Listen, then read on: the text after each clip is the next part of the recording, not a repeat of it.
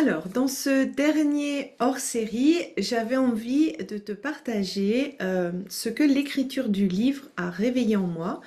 Et honnêtement, je m'y attendais pas du tout parce que j'avais envie de publier ce livre.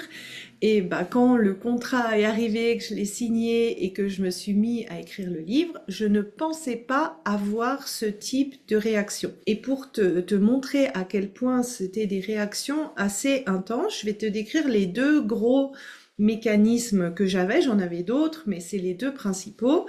Le premier, c'est que à chaque fois que j'avais envie ou que je me mettais dans le processus d'écriture du livre, j'avais des coups de barre tellement intenses que j'étais obligée d'aller me coucher soit sur le canapé, soit sur mon lit pour faire vraiment une sieste. C'était impossible de commencer à écrire. Et on va dire que moi, je suis pas du tout quelqu'un qui est dans l'inaction. Je dirais si j'ai une tendance chez moi, ça serait plutôt l'état sympathique où je fais, je suis actif. Et donc de totalement procrastiner, de me sentir sans énergie, d'avoir des coups de barre aussi intenses, en fait, c'est l'état dorsal et c'est pas un état où je vais souvent, honnêtement, et c'était assez impressionnant.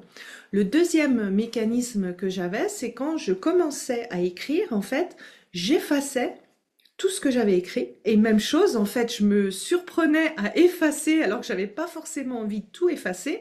Donc c'était assez bloquant, on va dire, dans le processus d'écriture du livre. Et donc pour me soutenir dans ce processus, eh bien j'ai mis en pratique les outils que j'enseigne dans mes accompagnements et que j'explique aussi dans le livre. Je me suis vraiment beaucoup régulée pour me revenir le plus possible à mon état de sécurité parce que c'est dans cet état du vagal ventral où les idées sont claires, la créativité arrive, où tu as envie de partager ce que tu fais au monde, où tu te sens aussi en sécurité de partager ce que tu fais au monde. Et j'ai vraiment dû beaucoup me soutenir dans ce processus parce que j'avais des réactions vraiment intenses. Donc soit j'étais vraiment à l'écoute de mes ressentis corporels et je me suis accompagnée par des pratiques somatiques. J'ai également fait les exercices de respiration que j'enseigne. Je me suis aidée avec l'aide des huiles essentielles. J'ai fait beaucoup d'exercices de reconnexion par le corps grâce par exemple au yoga pour arriver vraiment à revenir régulièrement. Donc à chaque fois que j'étais réactivée dans cet état, de me ramener gentiment à l'état de sécurité. Et ça a marché parce que ça m'a vraiment permis de passer de cet état, j'ai des coups de barre, j'arrive pas, j'ai pas l'énergie pour écrire, je me sens heureuse de d'écrire, j'ai envie d'écrire, je prends du plaisir et j'ai hâte que vous lisiez le livre. Et la deuxième chose que j'ai fait parallèlement à ça, c'est de comprendre en fait pourquoi ce mécanisme-là était là en fait. Quelle est la logique qui vient naturellement de mes expériences passées qui font que l'écriture de ce livre, alors que c'est quelque chose que j'ai envie, pourquoi c'est difficile ou c'était difficile pour moi. Et donc, pour arriver à comprendre cette logique de mon passé, la première question que je me suis posée, c'est en fait, qu'est-ce que ça veut dire écrire un livre? Je me suis rappelé que quand j'ai lancé le podcast, j'ai eu aussi une phase de procrastination qui était quand même de 6 mois, mais dont l'intensité n'était pas aussi grande. Et je me suis dit, mais qu'est-ce que ça veut dire quand tu publies un podcast, quand tu publies un livre, qu'est-ce que ça veut dire finalement pour toi? Et la réponse qui m'est venue, c'est finalement de porter ma voix, de donner mon avis sur ma vision de l'amour et des relations amoureuses. Donc ça, c'était qu'est-ce que ça veut dire pour moi? Et ensuite, je me suis posé la question, qu'est-ce que mon mécanisme de réaction me protège de? Et donc, si j'ai des coups de barre et que j'efface ce que j'écris, eh bien, je fais l'inverse en fait. Je ne porte pas ma voix, je me tais et je me suis posé la question, dans quelles circonstances de ton passé se taire, ça a été un moyen de te protéger? Et là, une manière de comprendre assez spontanément l'enjeu de porter sa voix ou de ne pas se taire, c'est de se poser la question du sinon. Donc, dans mon cas de figure, je me suis instinctivement posé la question, tais-toi sinon, et la conséquence. Et quand j'ai entendu ma réponse, ça m'a choquée en fait. Et j'ai compris que, en fait, me taire, ça me permettait d'éviter le danger. J'ai été élevée dans une famille assez autoritaire où j'avais pas forcément toujours le droit de porter ma voix, donc il fallait mieux me taire dans certaines circonstances. Et donc, automatiquement, ce mécanisme-là que j'ai appris dans mon enfance, eh ben, c'est exactement ce qui se passe, ce qui s'active en fait à chaque fois que j'essaye de porter ma voix. Ça a commencé avec le podcast parce que forcément quand tu commences à publier un podcast, ben, il y a plus de personnes qui peuvent potentiellement t'entendre. Et puis je pense que le livre, ben, c'est pour moi, pour mon inconscient, mon système nerveux, c'est un cran au-dessus. Et c'est pour ça que mon mécanisme, en fait, il était si intense pour moi. Et en fait, quand j'ai compris cette logique, j'ai compris qu'il fallait travailler. Alors, c'est pas un schéma amoureux, mais c'est un schéma qui me bloque dans le processus de porter ma voix. Et j'ai travaillé ça, bien sûr, au niveau du corps. La première chose qui s'est débloquée, en fait, ça a été sur mon Instagram.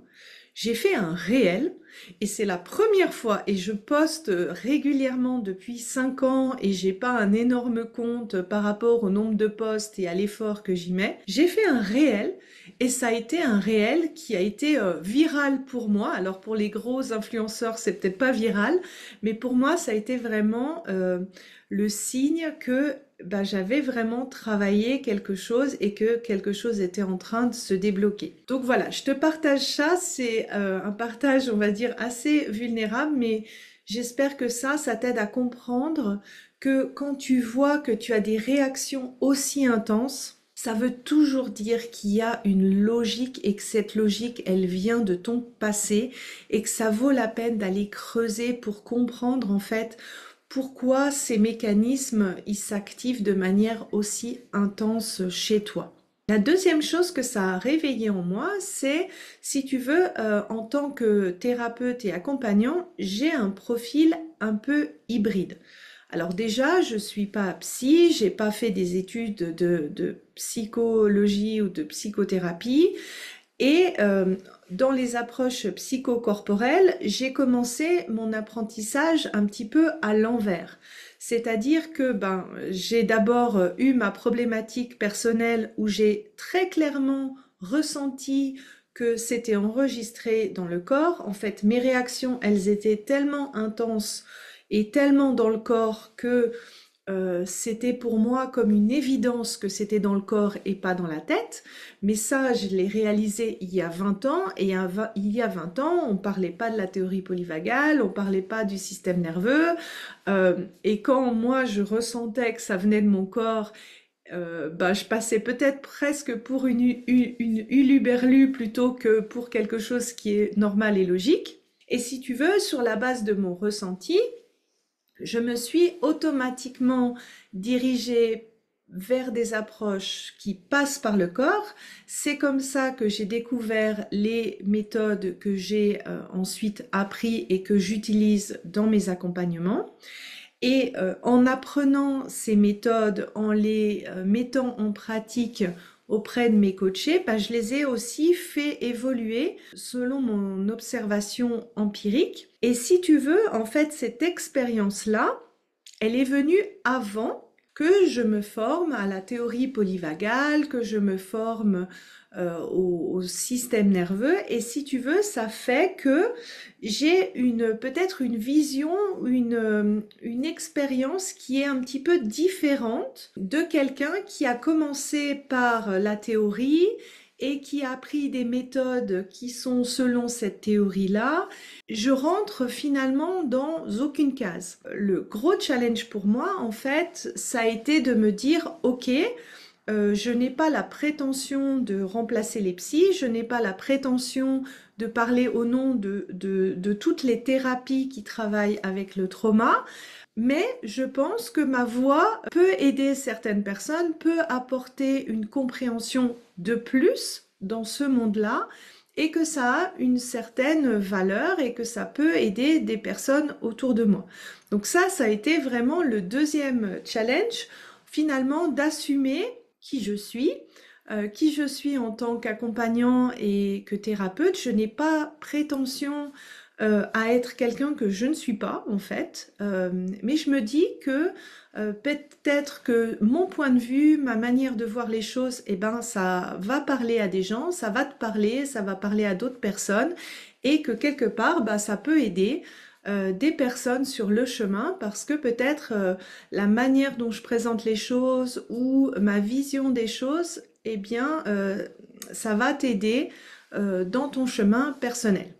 Donc c'était les deux gros morceaux que ce processus en fait d'écriture a réveillé en moi. Je suis toujours en chemin, hein, je peux pas dire que c'est quelque chose qui est terminé, mais ça me tenait à cœur de vous partager cette partie un petit peu plus vulnérable à raconter, que des fois quand tu veux vraiment quelque chose, quand tu as vraiment envie de quelque chose, et bien que ça réveille aussi des fois un lot de challenge, et que ça vaut la peine d'aller dans le soutien et d'aller comprendre en fait un petit peu plus en profondeur ce qui se passe en toi, pour t'aider à avancer pas à pas en respectant aussi le challenge que tu as. En fait, ça sert à rien pour moi d'aller dans le combat, de te dire mais vas-y, t'as pas peur. Non, je pense que quand il va dans